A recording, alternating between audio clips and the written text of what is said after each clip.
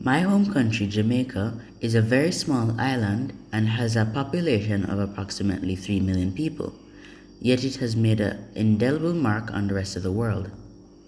Jamaica has birthed legends like Bob Marley, Usain Bolt, Marcus Garvey, and even a few beauty queens.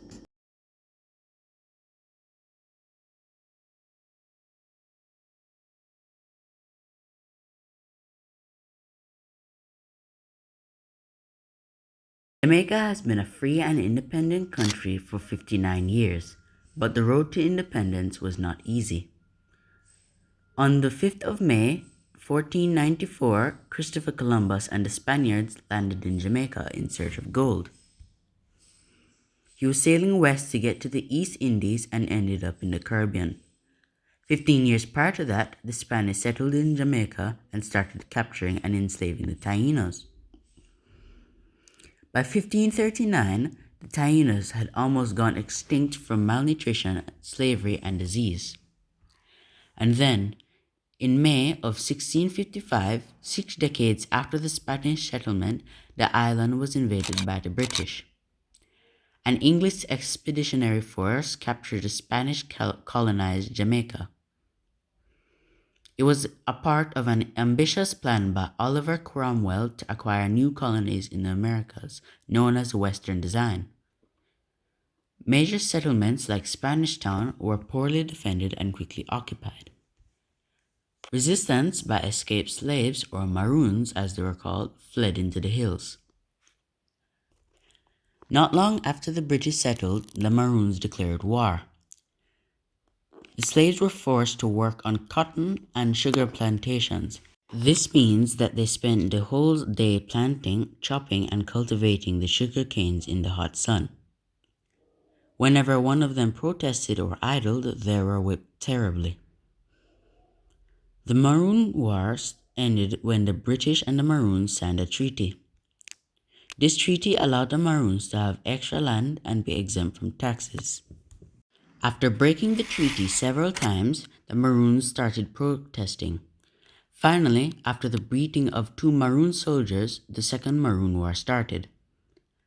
Finally, in 1834, slavery was abolished and all slaves, whether on land or on sea, were turned into apprentices. But it wasn't until 1838 when all ties between slaves and masters were fully cut. But even after being freed from slavery, former Jamaican slaves were still under racial oppression. This meant that many people were unemployed and dying because of starvation. In 1865, a series of protests started in St. Thomas, led by Paul Bogle and George William Gordon. Unfortunately, this ended in a large massacre called the Moron Bay Rebellion. These brave men have since been immortalized as national heroes in our country.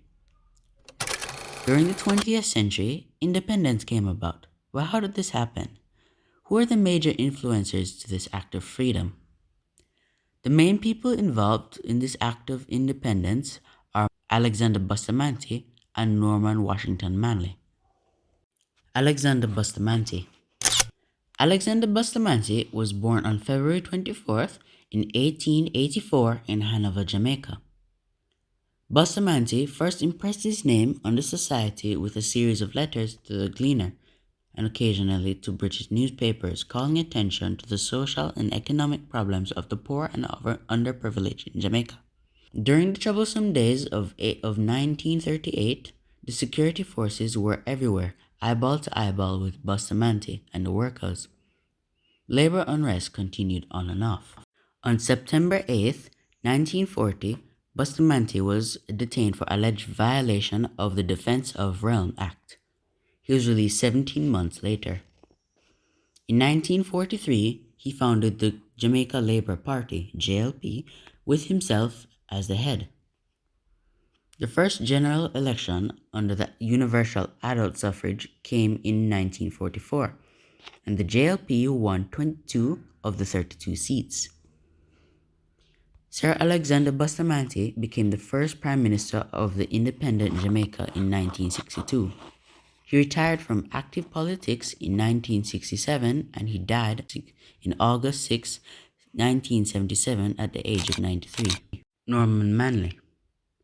Norman Washington Manley was born in Roxborough, Manchester on July 4th, 1893. When he grew older, he identified himself with the cause of the workers at the time of labor trouble in 1938 and donated time and advocacy to the cause. Manley was a strong advocate of the Federation of the West Indies as a means of propelling Jamaica into self-government. When Bustamante declared that the opposition JLP would take Jamaica out of the Federation, Manley called for a referendum to let the people decide. In the 1961 Federation membership referendum, Jamaica voted 54% to leave the West Indies Federation. The vote was decidedly against Jamaica's continued membership in the Federation. Manley, after arranging Jamaica's orderly withdrawal from the Union, set up a joint committee to decide on a constitution for separate independence for Jamaica. Manley chaired the committee and led the team that negotiated independence. And then he called the election that was to see him become the leader of opposition instead of Jamaica's first prime minister. On April 10th, 1962, in the Jamaican general election, the JLP won 26 seats and the PNP 19. The voter turnout was 72.9%. This resulted in the independence of Jamaica on August 6, 1962. On the midnight of August 6, 1962, the Union Jack was lowered and the new Jamaican flag was raised. After the Declaration of Independence and the raising of the flag, the people rejoiced and celebrated. Here's a testimony from my great-grandmother about how the people were after independence. They give us light, they give us water, and the little track where we used to walk, where we call road, they give us good road. And we didn't need to have any more lamp, no home sweet home lamp. Why you people know that most of the shade and those lamp in those days mark home sweet home. We didn't have those. And we didn't need to use coal to iron our clothes with the iron, the iron, because we have electric light. So for a period of time, everybody live loving.